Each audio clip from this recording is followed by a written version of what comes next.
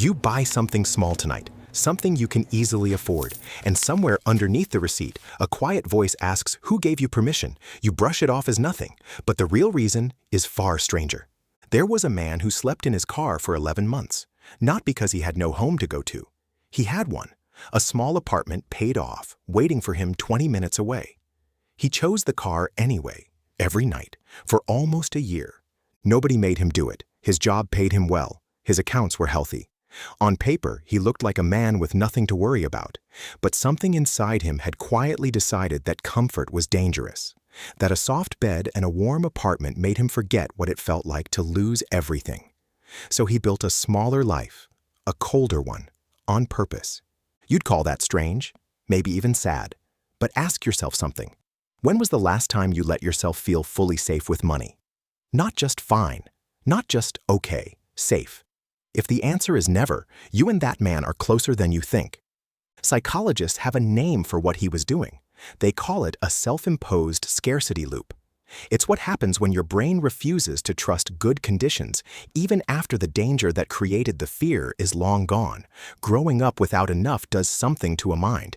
It doesn't just teach you to be careful. It teaches you that ease is a trick, that the moment you relax, the floor will disappear again. So the brain starts protecting you from a threat that isn't there anymore. It keeps you tense. It keeps you checking. It keeps you small. Not because you're in danger, but because feeling safe once felt like the setup for the worst kind of loss. Think about what safety actually costs a body that isn't used to it. Relaxing means lowering your guard. And lowering your guard, if you learned young that guard was the only thing standing between you and disaster, doesn't feel like relief. It feels like exposure. So the mind does something clever and cruel at the same time. It manufactures a small, controllable hardship, like a cold car seat, so it never has to face the bigger, uncontrollable one it's still afraid of. The man in the car grew up the same way many people do, not desperately poor, just uncertain. A father who worked 2 jobs and still came home tired and quiet about money. A mother who recalculated the grocery bill at the register more than once. Nothing traumatic on the surface, just years of watching adults hold their breath around a number. By the time he had money of his own, real money, steady money, his body still hadn't caught up to his bank account. He'd walk into his own apartment and feel like he was trespassing on someone else's life. The furniture felt borrowed. The quiet felt suspicious. Even his own name on the lease felt like a mistake someone would eventually notice and correct. So he left. Not permanently. Just at night. Just enough to remind himself that he still knew how to survive with nothing, in case he ever needed to again. He kept a blanket in the trunk, a pillow behind the seat.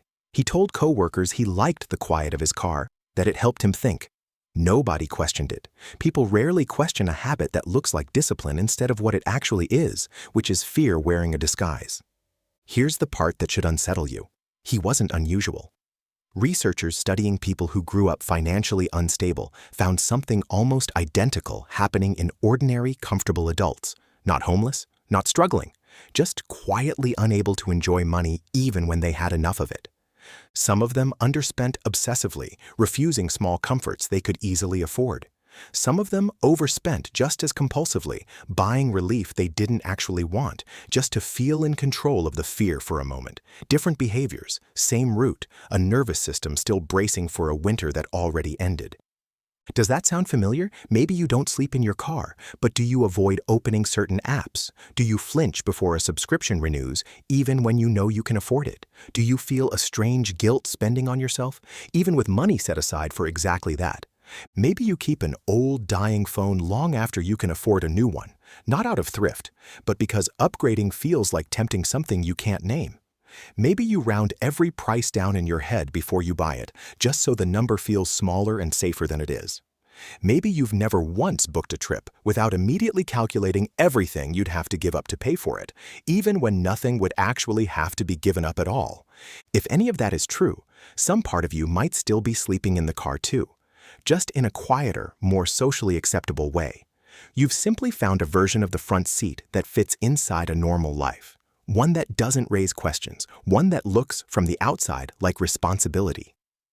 Here's the twist nobody warns you about. Financial security doesn't fix this, not automatically. You can hit every number on your list, the savings account, the salary, the paid-off debt, and still feel like an imposter holding someone else's money, because the fear was never really about the number. It was about whether you believed you were allowed to feel okay. That's the counterintuitive part. Most people assume that once they earn enough, the anxiety disappears on its own. But the man in the car had enough. He had more than enough, and he still needed the discomfort of the front seat just to fall asleep. The money didn't heal the fear. Time alone didn't either. What eventually changed things for him was smaller and stranger than either of those.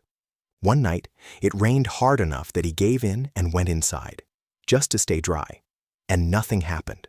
No loss, no collapse, no punishment for feeling comfortable. He woke up in his own bed, in his own home, and the world hadn't taken it back. That was the first piece of new evidence his nervous system had received in years.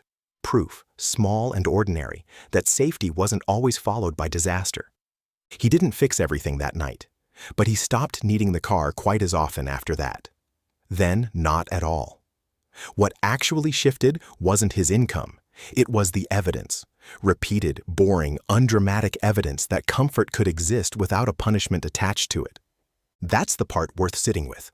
If you grew up around financial tension, your brain isn't waiting for a bigger number. It's waiting for proof. Proof that spending on something small won't spiral into ruin. Proof that a slow month doesn't mean collapse. Proof that resting with money, actually resting, isn't reckless. It's allowed. So think about your own version of the front seat, the subscription you refuse to enjoy, the dinner out you always feel guilty about, the savings you never touch, not because you need them, but because touching them feels like tempting fate. That's not caution. That's an old winter. Your body never got the memo ended. You don't need a bigger paycheck to feel differently about money. You need small, repeated proof that it's safe to come inside. So tonight, when you buy something small and that quiet voice asks, "Who gave you permission?" answer it. Say you did, and maybe, just once, let yourself believe it.